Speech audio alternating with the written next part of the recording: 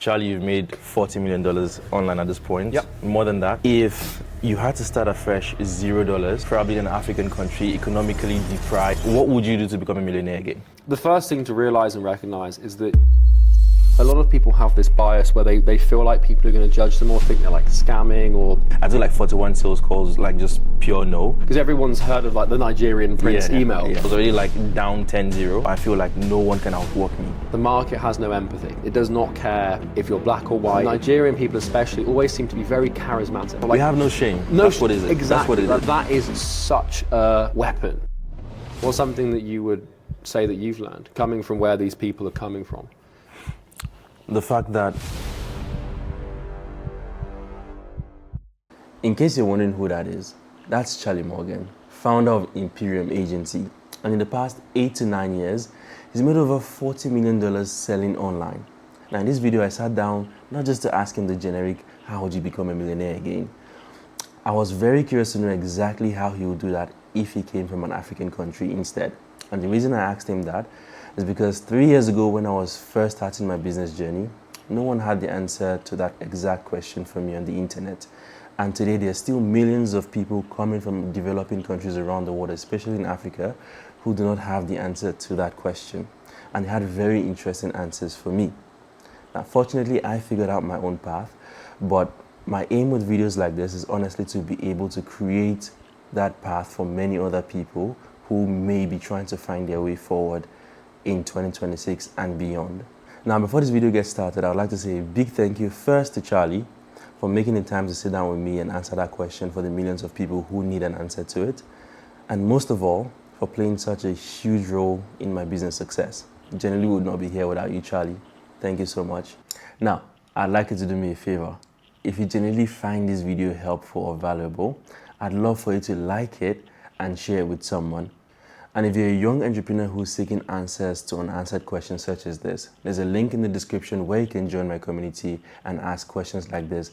And as a gift back to you, I'll do my possible best to create more videos like this where those questions finally get answered. With that being said, cheers to growth. Enjoy the video. Charlie, you've made $40 million online at this point. Yep. More than that. If you had to start afresh, $0, probably in an African country, economically deprived, environment, what would you do to become a millionaire again? I'm assuming you have access to the internet. Yeah. Yeah. I mean, shaky access. Yeah, shaky access, depending on the weather. Yeah. Well, I think that the first thing to realize and recognize is that your biggest advantage coming from that background is probably your work ethic. Okay. Because a lot of people in the West, like especially young guys in the West, very lazy, very sort of like, they're not motivated, they don't want to do any work. But I think I can imagine in African countries, you've got with the more traditional culture, that work ethic is already there. It already exists, right? Yeah. And so I can imagine that minimum wage you talked about being $45 per month. Like, you probably have to work so hard to earn that. So the first thing I would lean into that. But if I was starting from the very beginning, I'd pick something, probably high ticket sales, or setting or something. I would then get every single, if you've got the internet, you've got YouTube, I'd find every single video on that thing on YouTube and consume it relentlessly. Like, I'm talking like 200, 300, 400, 500 videos. Okay. Because like you said, the issue is education, right? It's the awareness of the information that you can actually use to execute on. And so like people, when they start, they want to think about like, what's the idea? Where do I start? But the best place to start is by playing catch up. Because in Western culture, through social media and stuff, like, you've got lots of influencers in the West who are young men who are very successful. And so there's already a role model, which means your awareness is already very high. So the first thing I would do is find all of the Western influencers, the young men, and just try and consume all their content, because it's a massive paradigm shift. Like, going from like an average of $45 a month to then viewing guys your age making this amount of money, like, and then you realize that like, they're not any different from you. Just because you're from a different country or a different continent, if you have access to the internet and a brain, you can still achieve their results. So I think a massive like limiting factor is probably people from Africa or even other third world countries like India, Pakistan, Bangladesh, or other countries that struggle, it's getting out of your head thinking that for some reason your country or your accent or your culture is the problem, when really it's like you just need the information. So I would start there and break that belief. Perfect. So you said set-in or high-ticket sales. If a skill, and any skill. It could be media buying, copywriting, probably not copywriting with AI, but sales setting. Like you can, or you can try to start your own business. But the easiest way, like the problem with trying to start your own business, if you have no previous experience with internet marketing or making money online, is it's so intimidating. And you have to realize that like building an online business is just basically aggregating a collection of skills like sales, like customer service, like product building, like marketing, media buying, accounting. And so if you can just learn one skill and just get really good at that, first of all, you've then got something you can monetize. But second of all, it's like the first building block in your knowledge to then contextualize the rest of the picture. You try and start without any idea. If you've been following like a Western influencer as a guy in your 20s in the UK, and you've been following him for like a year or two, you speak the language a little bit, you're kind of already in there. So yeah, I'd start there. Oh, no, I love what you're saying here. So work ethic in the direction of a very viable digital skill. Yeah. And so let's say you had like the next 30 days and you wanted to focus on just one thing to make you have as much progress in terms of getting clients with that skill, or maybe just, mastering that skill. What would that one thing be? What, in terms of like something you could do? Yeah, something you could do. Like, would it be focusing on outreach? Would it be focusing on getting good at the skill first? Well, the first thing I would do is make a YouTube channel. Okay. And like not necessarily to get customers, but to make videos about what you've learned. And so you kind of become this like, because it is just at the beginning, like if you have no idea, it's just about learning. And the easiest and fastest way to learn something is to teach something. So I would consume and absorb everything and then make videos about that stuff. And that's just you synthesizing what you've learned to not only reinforce it for you, but also give other people that you will reach out to eventually some level of belief that you actually know what you're talking about. Because like, the obvious advice is like, start cold calling, start cold DMing. Really, like, the quickest way to make money is get really good at something and then contact people who need that thing and try and sell it to them. And that's the thing that you should do, but backing that up with a personal brand be big. The other thing as well, like people from Africa, like there's nobody in Africa make money online videos. Like when I think about you, like you're the only person that I can think of in Easy Grow, our programs, that's come up from that place. Now there's a couple of African guys we've had, but it's very rare. Yeah. And it's like you can lean into that because you become more memorable. You become the guy from Nigeria or from Kenya or from South Africa that's like, come up, and that gives you like a brand new market to go after because everyone's so used to like your typical, white guy from the West. So yeah. Oh, that actually leans into my third question, because if we zoom out a little bit, obviously you've had hundreds of people at this point. Yeah. What's the biggest difference that you've seen in terms of talent coming from Africa and talent from like the rest of the world? Is there truly a big differentiator with the whole personal brand thing? Maybe it's a thing of, not knowing what they have to offer. Is there like a perception bias once you're coming from that side of the world versus... Yeah, I think there's a lot of people have this bias where they feel like people are going to judge them or think they're like scamming or trying to do, because everyone's heard of like the Nigerian prince email, right? Yeah. So I was the Nigerian prince. That's what you were doing to make money. But you have like getting rid of that bias and that idea in your head and changing your perception would be, the main thing there, I think. Yeah.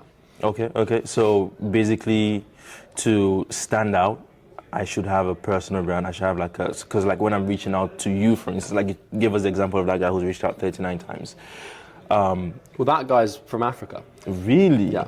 Okay, very impressive. Yeah. And so with someone like that, like why does it have to take 39 times? Like, do you feel like if you had seen something more about him besides just the outreach, like maybe you checked him out on YouTube, would that have like stood him out or something? Yeah, for sure. I think it's kind of beautiful, man, because like, a lot of business owners in the West, like they love the underdog story, and so like leaning into this, the background that you might be from a country that's more economically deprived, or leaning into your story or your struggle, because like really when you're starting a business or building a brand or trying to like make it in any space, a lot of it is about your story, and it's about like the inception of your business and how you began. And if you can talk about like how you grew, it's so different. It's such a different thing. And when people reach out to me, like if they're from like a third world country, if they lean into this, like I'm from this country and I'm going to do everything I can to make it, you immediately have, it categorizes you slightly differently, because if somebody says like, oh, I'm an 18-year-old from the UK and I really want to make it, Yeah. you can say that, but if it's someone from Kenya, it's like, I'm really going to make it. Like you root for them more because they're from a different place that you haven't got much interaction with. So I think there's a lot of leverage there.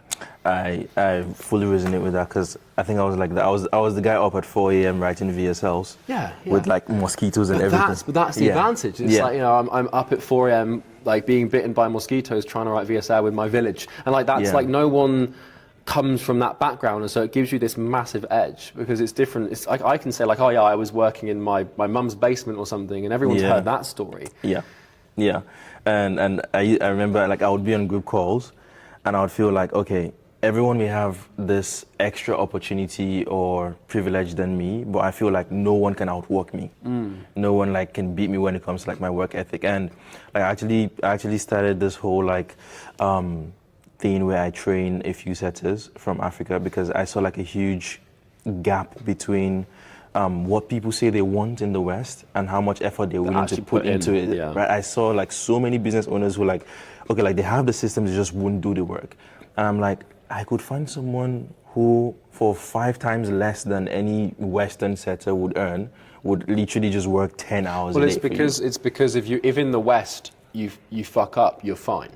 Right. You're good. You've got healthcare, you've got insurance, you've got homeless shelters and stuff. But if you're from Africa and you haven't got anything to fall back on, like you have to make it work. And that's like leaning into that is powerful, man. Absolutely. Okay, final one here. Some people have, tried to like learn a skill. They're freelancing, they're offering it somehow. I was a copywriter back in the day. What's the big difference between someone you would pay $500 a month and someone you'd pay $5K a month to? That's a good question. The answer is not much. Like I like the whole biblical phrase, like ask and you shall receive, like knock on the door will be opened. Like a lot of people who are charging $500 a month could probably charge $1,000 or $2,000 or $3,000 a month. They just don't ask. Right. And they don't ask because they don't think they're worth it, which means inadvertently they're not, because if you don't ask, you're not going to get that. So really the difference between someone who can command $1,000 and $3,000 is just probably their confidence. Because it's like, let's say you've got 2 freelancers, right? And they're both as good as each other. Like obviously the answer to like, how do you get 5K, not $5, is just to be better and to be really good. But a lot of the time, people charging that much are just as good as the people charging more. It's just that the person charging more has a slightly better business acumen, or they're a little bit more insane. Yeah. And that's all it comes down to. Willing to get behind a bigger outcome, well, like, more sales like, confidence. Put it this way, like we sell our products for like 15K, right? That's like entry level. And I could sell it for $1,500 and people would pay $1,500, or I could just be really confident that it works and charge more. So true. Yeah. Thank you so much, Charlie. Brother. Nice one, man. Means a lot for everyone watching. You got to subscribe to him, man. There's not many African influencers coming out, so I love to see it, man. Yeah, no, it means a lot to the audience to and what have what have you learned? Because you've been with us now for the last year or so here. Getting to like $100,000 months from nothing, right? So what's something that you would say that you've learned coming from where these people are coming from? The fact that no matter where you're from, you don't deserve anything. Like that was one of the first very difficult principles that I learned from you, is that like the universe just doesn't owe you anything. Like and also chase something without a deadline. If you have a goal and you give the universe or God a deadline, then like you get the biggest middle finger you've ever seen. You either become lazy or you undershoot or overshoot. So it's like basically fall in love with the process, not even the outcome. And so like for me, the reason I say all of that is because like for me, I wasn't like the typical case study who just like came in and overnight success, right? Like I had to.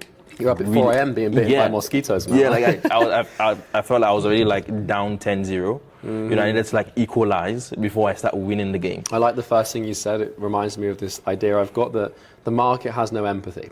Yeah. It does not care. Like if you're black or white. It doesn't care if doesn't you've got care. it doesn't care if you've got an accent. It doesn't matter where you're from. It doesn't care about your internet speed. It doesn't care about your culture, your religion. It just cares if you can add value. Value. Correct. And so it was very easy for me to just like have like the victim mindset. Oh, this is never going to work. You know, I'm Nigerian. They don't like me. The sales calls are not converting. I do like 41 sales calls, like just pure no. And it's very easy to get into that mindset. But I just like had your voice at the back of my head telling me that, okay, like, no, I just need to like keep going. I want to get your opinion on this because I've always got this perspective, and maybe it's incredibly shallow, but that Nigerian people especially always seem to be very charismatic. Yeah. And very sort of like, you know, like out there and extrovert, even if they're not extroverted, just very sort of like... We have no shame. That's what it is. Exactly. That's what it is. That sort of culture of being like happy and social and like charismatic, like that is such a weapon. Like you should not hide it. You should like lean into it and be like open and hug and laugh and stuff like that, even on sales calls, because it's like that's a very stereotypical sort of like Nigerian perspective that people have from the West, and they love it, you know. Wow. So you should. That's a good thing to bear in mind. Wow, that's perfect. But I mean, I literally took a loan of 10K to join you guys back then. I was living in my parents' house. My dad didn't know I was down like, you know, 15,000. Can't tell a Nigerian father that you just took a 10,000. Yeah, so you come knocking on my door, man. Oh my goodness. But yeah, like, you know, one year, 12 to 18 months later, 50K to 100K per month. Yeah, it's incredible, man. You should be proud. Do you feel proud? I do. Yeah, you should. Do. But you know, the thing is, I compare myself to mentors like you, and I'm like, okay, calm down. You know. Yeah, there's levels to it, man. Yeah. There's levels to it. You hit a 10K a month, you think you're the shit. Yeah. And then there's someone who's like 3 years younger than you making like 100, and you're like, oh, it never ends, man, never ends. Real. Yeah. Beautiful. Appreciate you, man. Absolutely, man. Thank you so much. Nice one, bro. Yeah. Sweet. All right.